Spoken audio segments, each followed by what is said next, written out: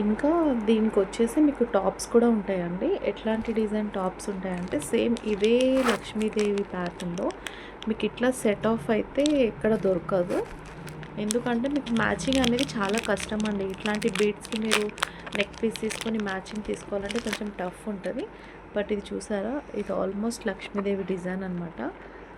ఈ బీడ్స్ వచ్చేసి మీకు సేమ్ ఉంటదనమాట బీడ్స్ మెరూన్ కలర్. ఇట్లా మీరు సెట్ ఇట్లా కూడా తీసుకోవచ్చు.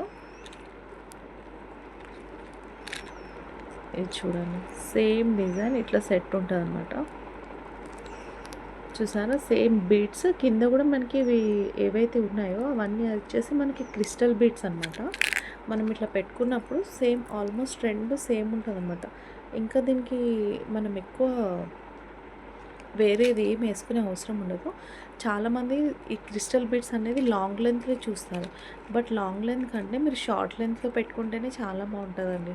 ఎందుకంటే లాంగ్ ఇప్పుడు కామన్ అయిపోయింది కాబట్టి షార్ట్ లెంత్‌లో తీసుకున్నారనుకోండి చాలా బావుంటదనమాట. డిఫరెంట్‌గా గూడా ఉంటది కలెక్షన్ అనేది. ఇంకా దీనికి మీరు ఇట్లా సైడ్ మాటీలు అట్లా హియర్ చుట్టూ పెట్టుకునే మాటీలు ఉంటాయి గదా! మీరు అట్లాంటిది గూడా పెట్టుకోవచ్చు. ఇది చూసారా?